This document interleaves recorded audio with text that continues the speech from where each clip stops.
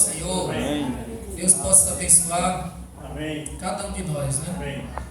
Hoje nós vamos desfrutar sobre esse tema, o caminho para o autoconhecimento. Essa mensagem foi tirada de um livro do irmão Atmanin chamado Conhecimento Espiritual. É um livro dividido em 3 partes. Certamente seriam 3 livretos em que a pessoa que editou reuniu todos os 3, colocou o nome do livro como Conhecimento Espiritual. Precisamos buscar conhecer o Senhor, mas também nós temos que conhecermos sobre nós mesmos.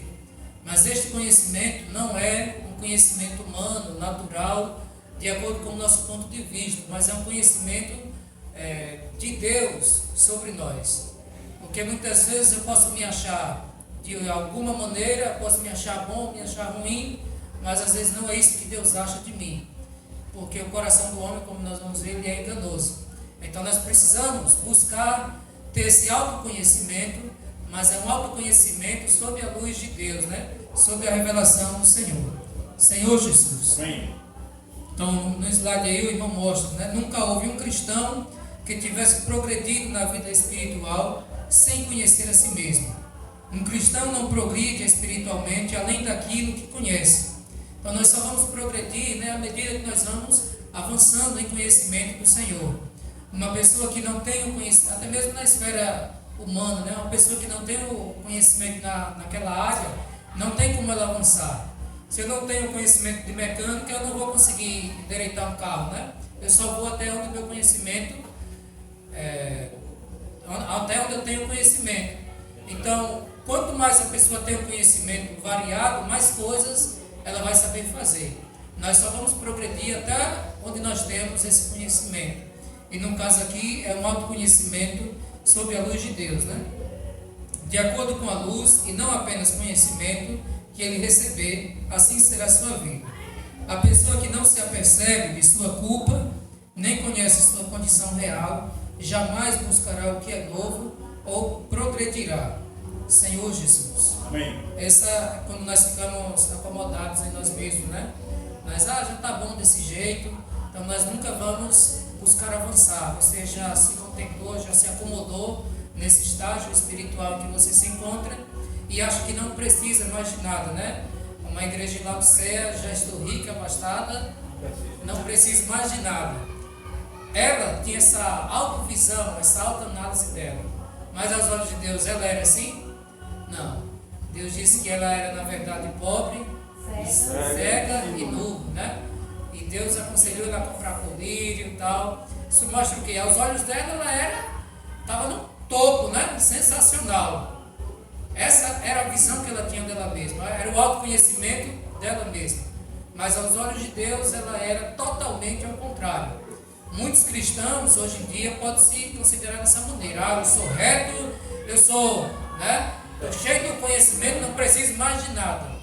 Mas aos olhos de Deus, às vezes, ela está totalmente do lado oposto. Senhor Jesus. Amém. Por isso, irmãos, é parte essencial da vida espiritual do cristão, né, julgar a si mesmo, reconhecendo que a sua carne é indigna de confiança e também ela é imprestável. Quando nós reconhecemos isso, que a nossa carne ela é indigna de confiança, ela não presta, aí agora você vai confiar no próprio Senhor, né? Em Jeremias 17:5 diz assim: maldito o homem que confia no homem, faz da carne mortal o seu braço e aparta o seu coração do Senhor. Senhor Jesus. Maldito é o homem que confia no homem. Então, irmãos, né? Nós não devemos confiar na nossa carne mortal. Essa é uma experiência que todo cristão precisa entender, né? Na nossa carne habita o que? O pecado, né? E o pecado é uma natureza contrária à natureza de Deus. Em Gálatas 5,16 diz que existe uma luta, né? Existe uma luta da carne com o espírito, né? Então, um quer fazer a vontade de Deus, outro quer fazer as obras da carne. E no meio de tudo isso existe a nossa alma, a nossa mente. E Romanos 8 nos mostra: se a minha mente for pendida para o espírito, vai dar vida e paz. Mas se minha mente, os meus pensamentos, as minhas vontades penderem para a carne, o resultado é morte. Então, depende de onde nós vamos nos concentrar, né?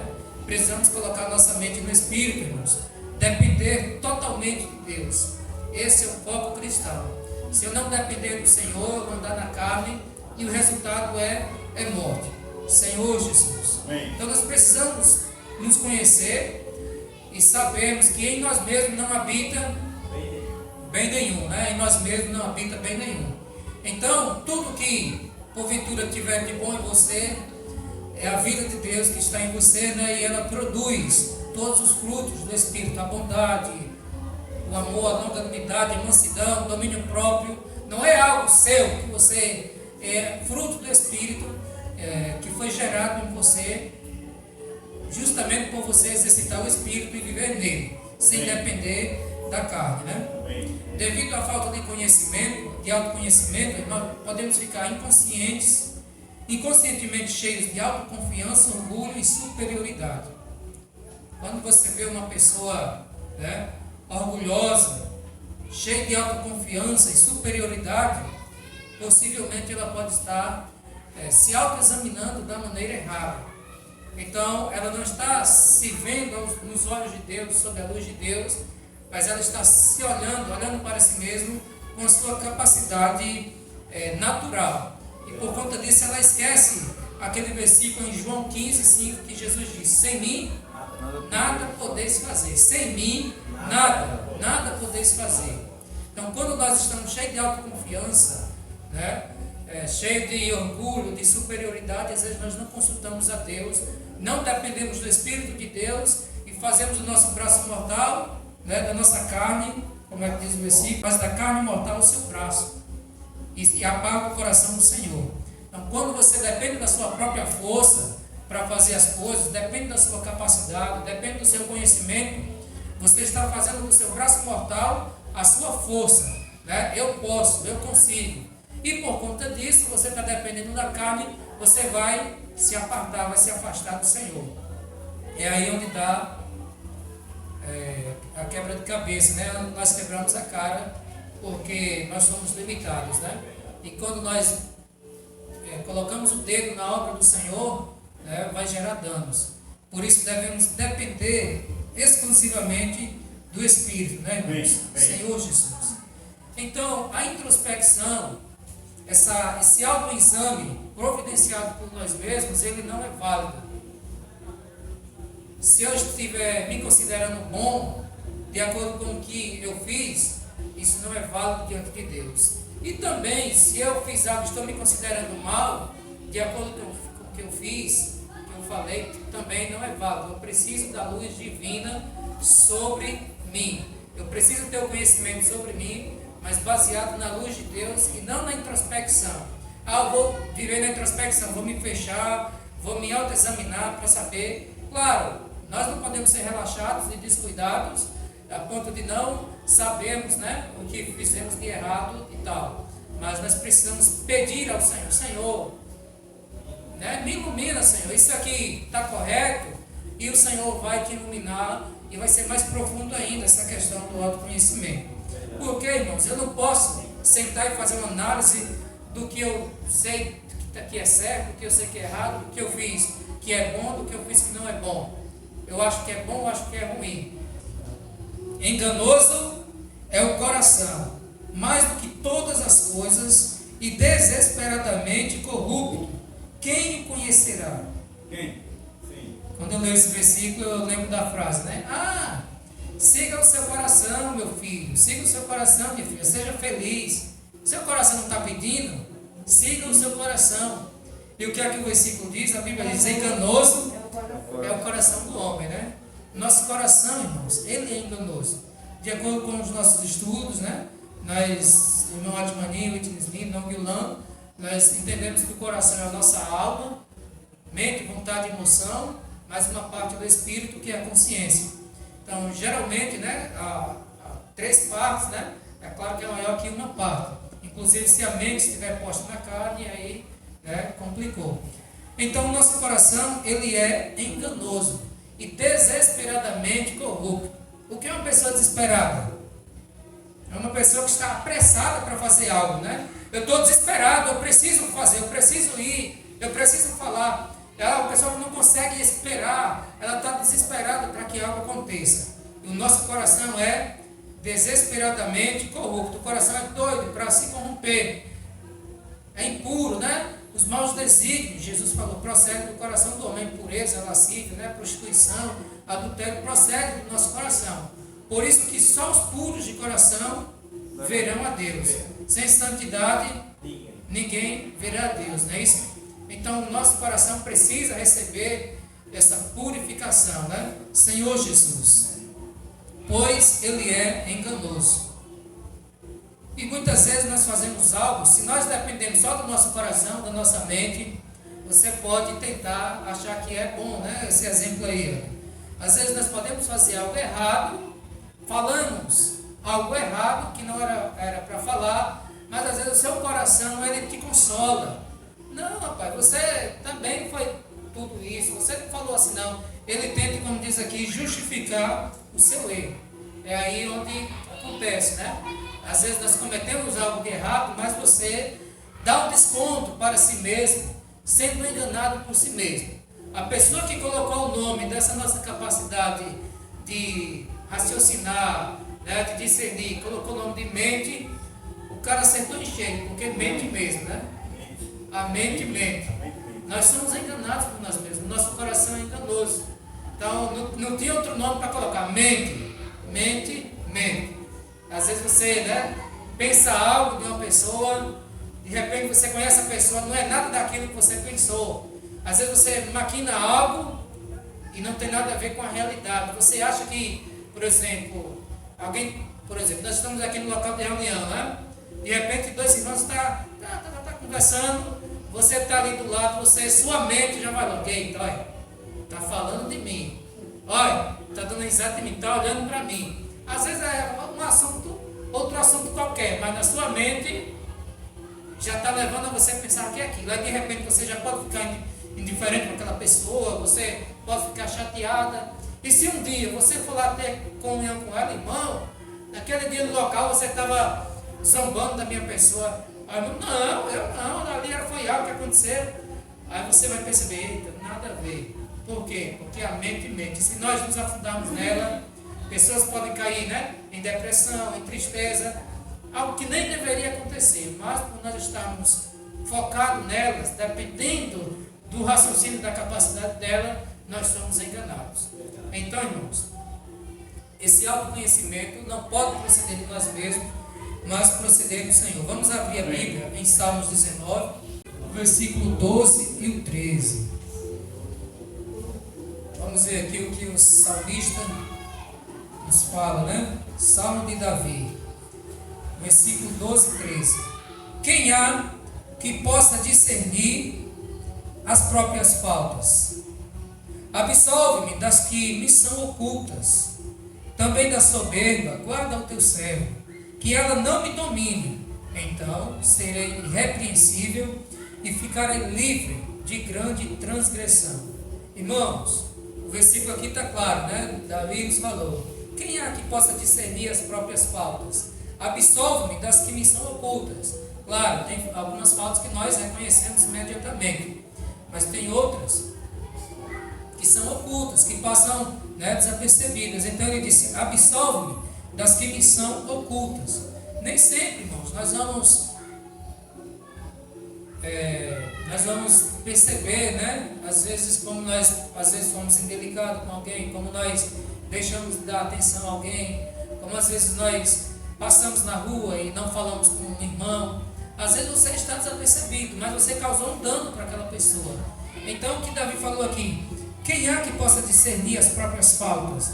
Absolve-me das que me são ocultas. Tem coisas que eu cometo que eu não percebi, né? Mas outra pessoa às vezes percebeu.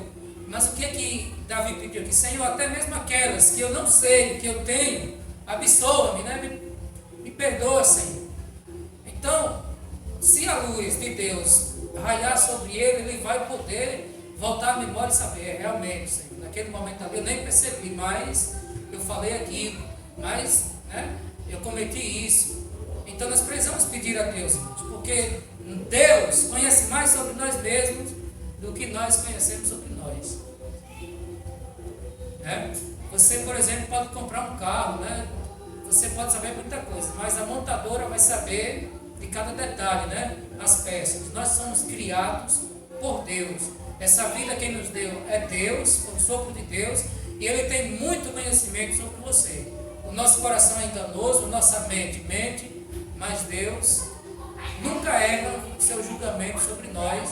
Por isso eu preciso pedir a Deus que me ilumine, né? Senhor, eu não consigo discernir todas as minhas faltas. Absolva-me das que são ocultas. Me guarde do orgulho, né, da soberba. Não deixe que ela me domine. Ó Senhor Jesus. Então, de fato, nós precisamos ter muito cuidado com a nossa autoanálise, dependendo da nossa mente.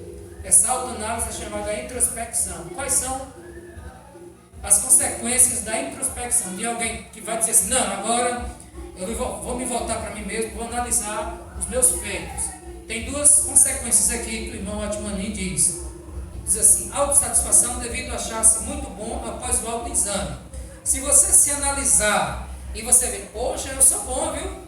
Eu falei daquele jeito, eu fui naquela casa, eu passei tanto tempo orando, eu ajudei aquela pessoa, eu tratei bem fulano, rapaz, eu sou bom. Ali vai gerar uma autossatisfação, né? Essa autossatisfação não vem de Deus, vem de si próprio.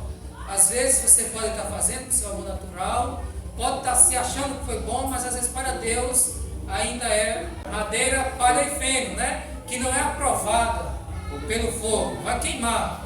Então, outra consequência é, você se autoexaminou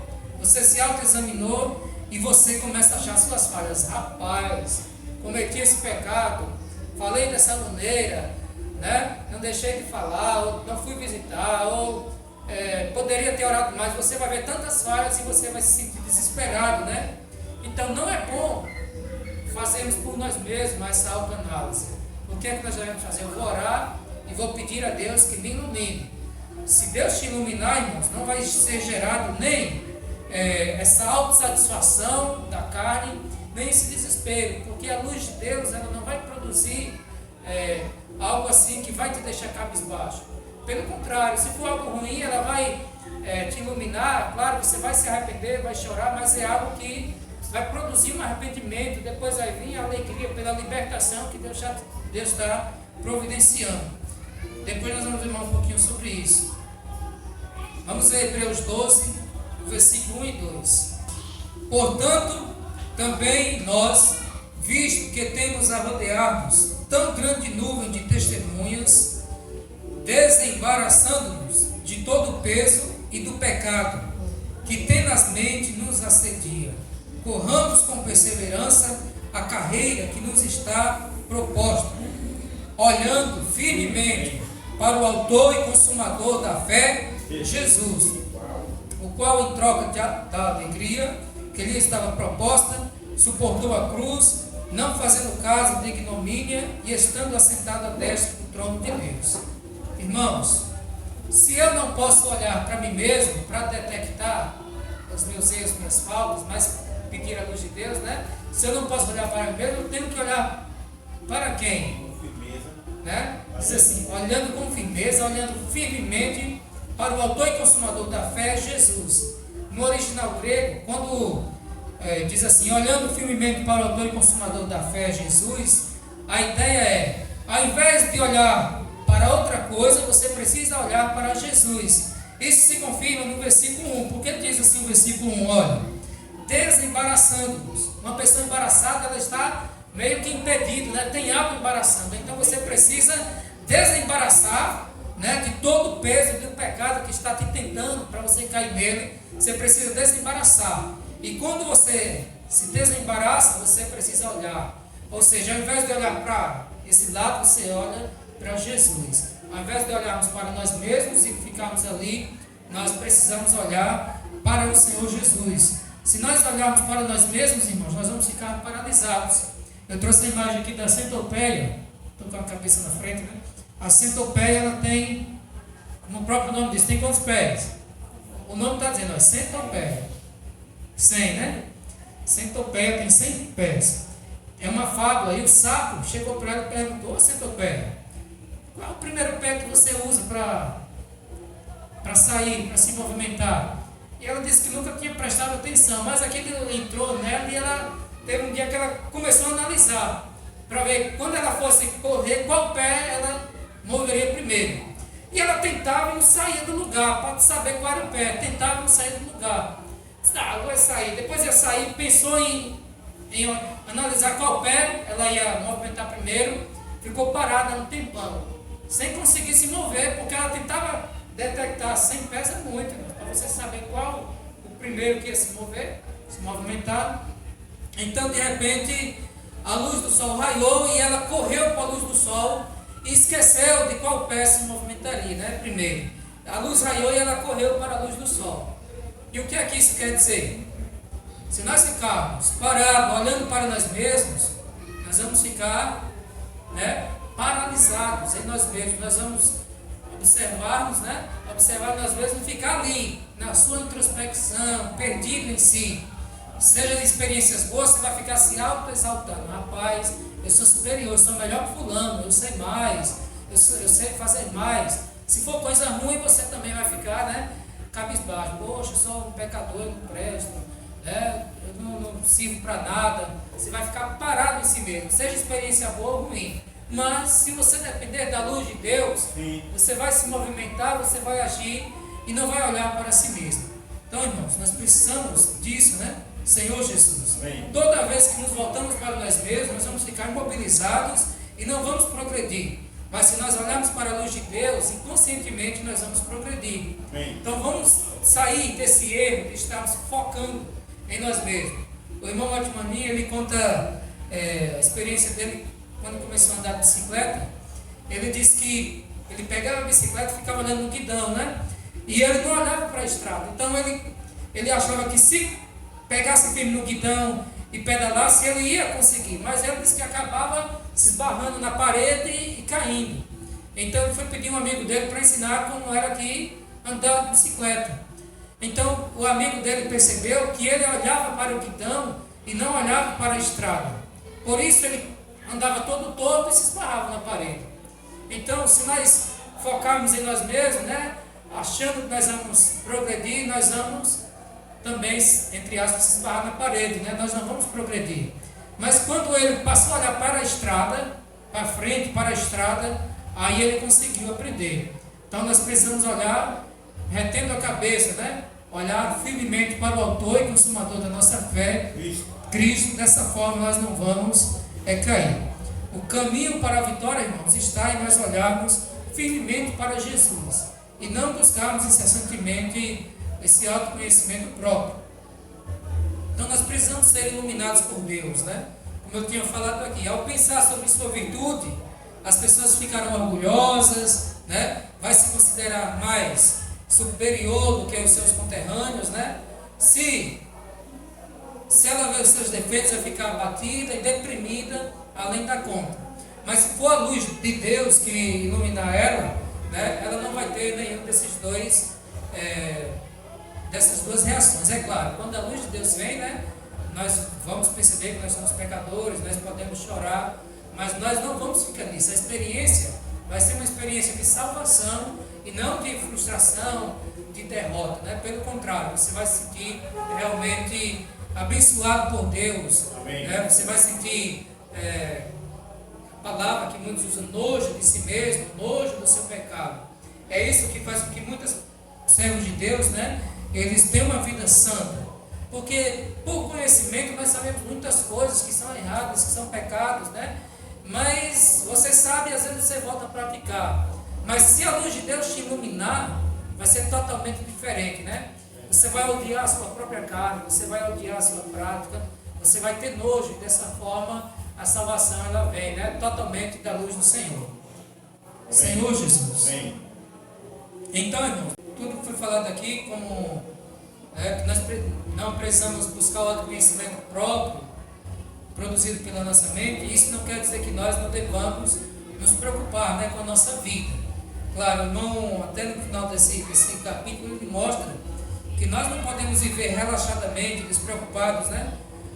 O Senhor quer que nós tenhamos esse autoconhecimento, mas não produzido pela nossa mente, porque ela nos engana. O coração do homem é enganoso e a mente mente. Ele quer que nós nos autoconheçamos, mas pela luz do próprio Deus, pela luz de Deus, né? Por que Ele quer que nós próprios nos autoconheçamos? A própria Bíblia diz que o Espírito Santo convence o homem do seu pecado, né? Da justiça, do juízo. Então, convencer quer dizer que vai fazer, né, com que o homem perceba a si mesmo. Então, mas perceba a si mesmo de acordo com a luz de Deus. Amém. Senhor Jesus. Amém. Então, nós precisamos nos autoconhecer de acordo com a luz de Deus, né? Para que você tenha um viver mais puro, mais santo diante do Senhor e viva de acordo com a vontade de Deus, né? Precisamos buscar a santidade de acordo com a luz de Deus e não por esforço próprio, né? Se esforçando. Quando você se esforça, irmãos, você consegue passar um dia, 2 dias, uma semana, até um mês ou meses, mas se for por esforço próprio, você vai cair novamente, né? Porque é a lei da carne, né? É a lei da carne, a lei da mente, não a lei do Espírito e da vida.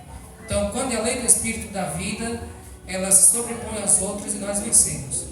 Então, como obter o autoconhecimento? Nós precisamos orar ao Senhor. Em Salmos 26, 2, o salmista diz: examina-me, Senhor, e prova-me, sonda-me o coração e os meus pensamentos. É pedir para Deus nos examinar. Salmo 139, 23 e 24 diz: sonda-me, ó Deus, e conhece o meu coração. Prova-me e conhece os meus pensamentos. Vê se há em mim algum caminho mau. Então, essas duas passagens aqui nos mostram a maneira certa de adquirirmos o conhecimento. Não é eu parado, analisando, mas é eu parado e pedindo a Deus, orando, né? Ó Senhor, me ilumina, me examina, né? Se nós pedimos a luz de Deus, certamente Ele vai nos iluminar, irmãos, e nós vamos ter uma vida vitoriosa, porque o caminho para a vitória é olharmos para Jesus, né? E não ficarmos gastando tempo olhando para nós mesmos. Verdade. Então vamos pedir essa luz de Deus e certamente Deus vai nos examinar e Ele vai nos revelar, e assim a experiência de salvação com certeza será mais completa, porque o Senhor Ele nos conhece por inteiro, né? Amém. Desde o ventre da nossa mãe, tem os salmos que dizem Ele já nos teceu. Realmente Deus é Deus. Verdade. E Ele conhece as partes mais profundas do nosso coração. Aquilo que está oculto para nós é patente aos olhos de Deus, é claro aos olhos de Deus. Amém. Então eu não posso me considerar bom ou mal, né? Pelo que eu sinto. Você pode se considerar bom, mas Deus acha isso por você. Você pode se considerar mal, mas Deus acha isso por você. Nós precisamos, né, buscar esse conhecimento de Deus sobre nós, porque o conhecimento dele realmente não falha. Agora o nosso é enganoso, o nosso realmente falha. Então, irmãos, vamos buscar a luz de Deus quando nós orarmos, confessar os nossos pecados e pedir a luz do Senhor Jesus, né? Amém. Jesus Cristo é o Senhor. Amém. Na luz quero viver. Amém.